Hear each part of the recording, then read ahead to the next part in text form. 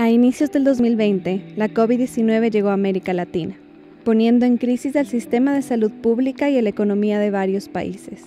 Uno de ellos fue Ecuador, considerado el epicentro de la pandemia en Sudamérica, en especial una de sus ciudades costeras, Guayaquil, donde hubo 1.500 muertes más en marzo que en el mismo mes de 2019.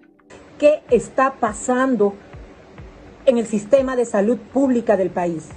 No retiran a los muertos de las casas, los dejan en las veredas, caen frente a hospitales. En medio de esto, el gobierno ecuatoriano priorizó pagar la deuda externa por sobreinvertir en la atención de la emergencia y redujo el presupuesto en salud pública y en educación.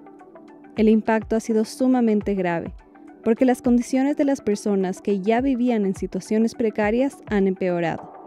Y en Ecuador, esas personas en gran parte son las mujeres, quienes sin importar su condición social, siempre han tenido que cargar con lo más importante, el cuidado.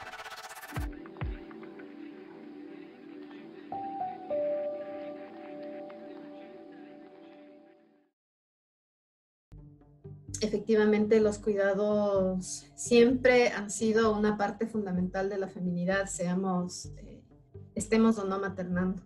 Durante siglos se ha considerado que el cuidar es una tarea innata de la mujer por su posibilidad biológica de convertirse en madre. Esto ha creado una división sexual del trabajo, donde el cuidado de personas enfermas, de la niñez, la preparación de alimentos y los quehaceres domésticos se han adjudicado a las mujeres, adolescentes y niñas. Se identificó lo productivo con la masculinidad hegemónica, mientras que todo aquello que no fuera considerado masculino, no solamente lo femenino, sino todo lo que no calce con esta masculinidad, es considerado improductivo. Nadie puede ir a trabajar a una fábrica, a una oficina, nadie puede producir mercancías si es que no está previamente alimentado, si no ha recibido las mínimas horas de descanso. La economía del cuidado ha sido un campo invisibilizado, pero el feminismo ha manifestado la necesidad de hablar de este tema, evidenciando que sin él sería imposible lograr cualquier tipo de producción mercantil. Las cifras del Ecuador lo demuestran. Según el Instituto Nacional de Estadísticas y Censos, las mujeres destinan más horas que los hombres a las tareas de cuidado. Estas labores son horas y horas de trabajo no remunerado, que representa una producción anual equivalente al 19,1% del PIB nacional, siendo las mujeres quienes aportan más a ese valor. Los cuidados en ese sentido formarían parte esencial y son un pilar fundamental de las economías. En papel, el Estado ecuatoriano reconoce en su Constitución al cuidado humano como trabajo.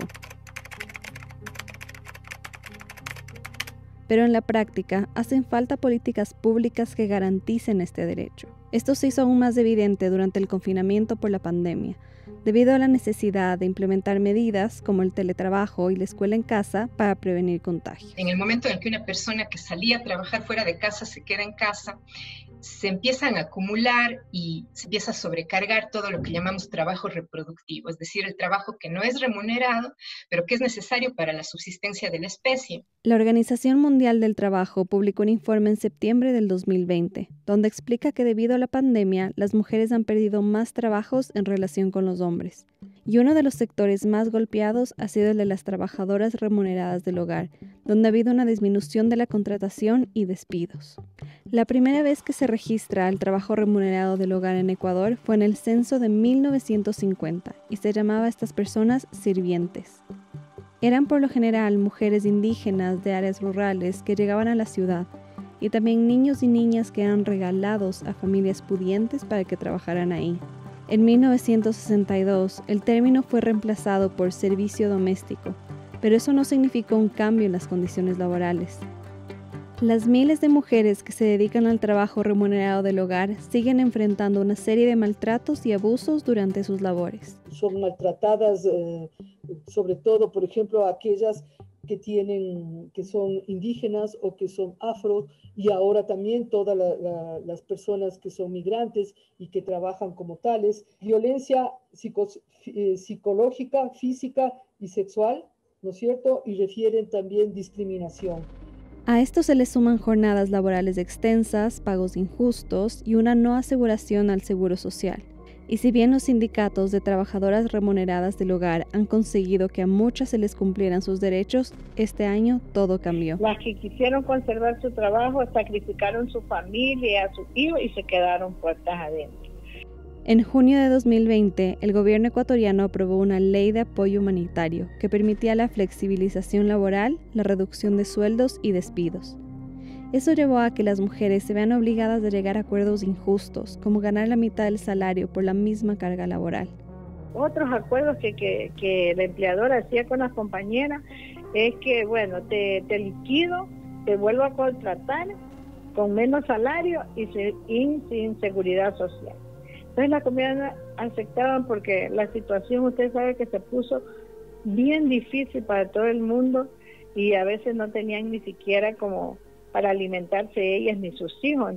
El trabajo del cuidado no solo ocurre en lo más íntimo de nuestros hogares, sino también en lo público, como el sector de la salud, donde son las mujeres médicas y las enfermeras quienes están en el frente de batalla contra el virus. Y mientras ellas cuidaban de todos durante el pico de contagios, nadie cuidaba de ellas. Ellas mismas tenían de su sueldo que sacar para comprar los equipos, para hacerse las pruebas por la sospecha de que estaban contagiadas, y eso generó realmente un ambiente bastante doloroso.